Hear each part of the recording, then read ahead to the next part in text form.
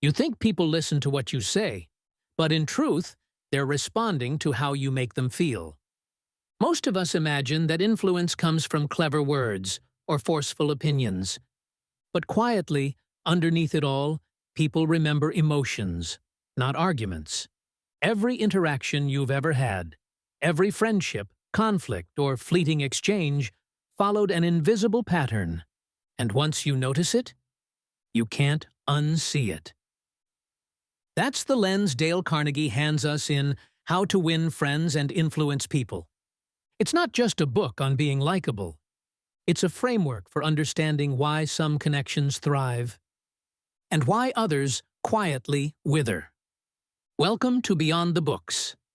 Let's go deeper. The first transformation in human connection begins with a single realization.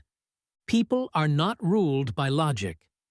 They are stirred, moved, and led by feeling. And every interaction, whether casual or life-changing, is a quiet exchange of emotional energy. When Dale Carnegie wrote his classic, he wasn't merely compiling tips. He was charting the emotional architecture of influence. If we pay attention, we can see the system beneath the advice. A system that explains why some people effortlessly attract loyalty and opportunity, while others, no matter how smart or hardworking, remain unheard and unseen. The first layer of this system is almost painfully simple. Human beings crave significance. Every person you meet carries an invisible sign. I want to feel important. When someone makes us feel seen, our defenses soften. When they ignore or diminish us, our walls rise. It's that fundamental. Think back to the last time someone truly noticed your effort. Not a casual, nice work, but something specific, earnest, personal.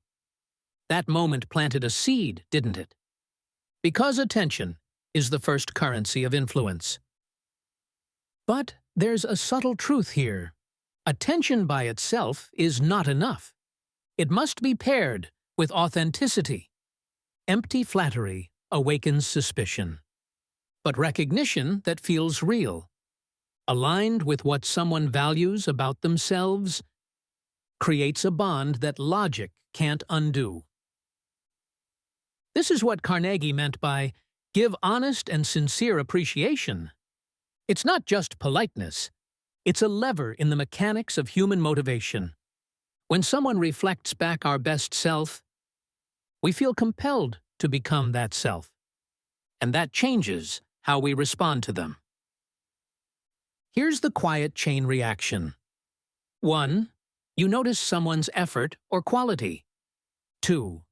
They feel truly seen. 3.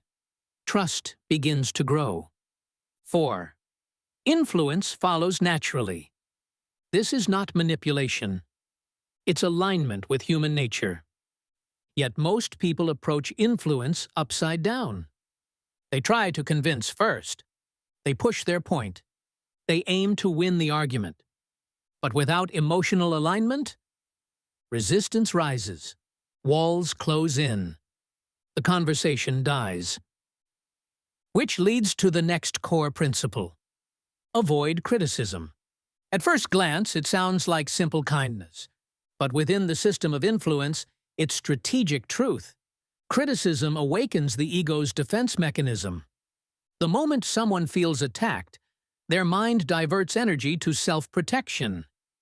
Reasoning shuts down. Openness disappears. Picture a coworker submitting a report with a mistake.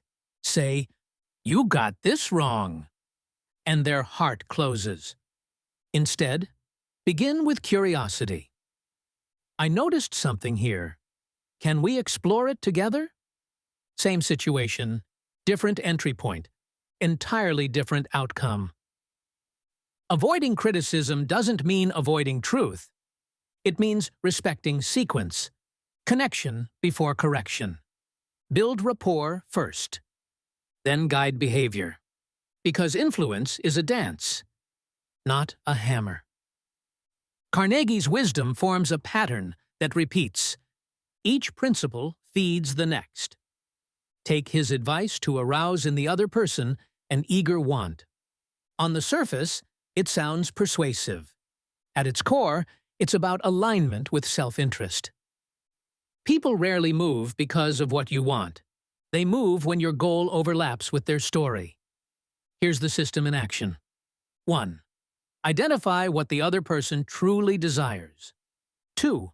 Frame your idea as a bridge to that desire. 3. Step back and let ownership form in their mind. When an idea feels like theirs, commitment soars. Compare that to how most people communicate. They pitch from their own perspective. Here's why I need this. The listener instantly filters it through self-interest. How does this affect me? If no overlap exists, the idea just dies. A real-world example. You want your team to adopt a new workflow tool. Approach 1. We need this because it will make my reporting easier. Result: low engagement. Approach 2. This tool will cut your weekly admin time in half. What could you do with those extra hours? Result: curiosity, openness, adoption. Same change, different frame, different response. Through every chapter, the same lesson echoes. Influence is never about force. It is about alignment. And alignment begins with empathy. But this kind of empathy is not just emotional softness, it is structured awareness. You are quietly observing the invisible loops. What does this person value? Where do they seek significance? What pain are they trying to avoid? What future excites them? See these loops clearly, and your words naturally enter their world. Which leads to one of Carnegie's most transformative insights. Let the other person feel the idea is theirs. On the surface, it's a tactic. Beneath that, it's about identity itself. Imposed ideas trigger resistance. Discovered ideas spark commitment. Ownership is not just agreement. It is self-integration. And once an idea fuses with someone's identity, they will carry it forward as their own. This is why questions often shape behavior more than statements. How do you think we could solve this? Invites co-creation. Here's what you need to do. Invites compliance or quiet retreat. And through it all, a hidden structure emerges. Ego, emotion, narrative. All influence flows through these 3 layers. 1. Ego. How does this affect my sense of self? 2. Emotion. How does this make me feel right now? 3. Narrative. How does this fit into my story of the world? Miss one layer, and influence falters. Align all 3, and influence becomes effortless. These principles scale far beyond one-on-one interactions. They shape families, teams, communities, even global leadership. Because at every level, we are still human beings seeking significance, safety, and alignment. Just step back far enough, and the book whispers one elegant truth. Influence is the art of reducing resistance. Not by force, but by understanding. Imagine living with that lens. Every conversation becomes a map. You see the loops of self-interest. You sense where walls might rise. You know when to step forward and when to step back. Eventually, you realize something profound.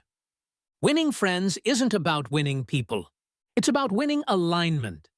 And alignment is the hidden engine of human connection. The moment you start seeing people as they are, not as tools for your own outcome, you stop trying to win them, and they start choosing you. Today, speak one genuine compliment to someone you usually overlook. Say it aloud. Notice how it shifts the energy between you. Then comment below. What did you say, and what did it feel like to give it? Like this video, subscribe to Beyond the Books, and step into a kind of influence built on understanding, not force. Because this is how real connection begins.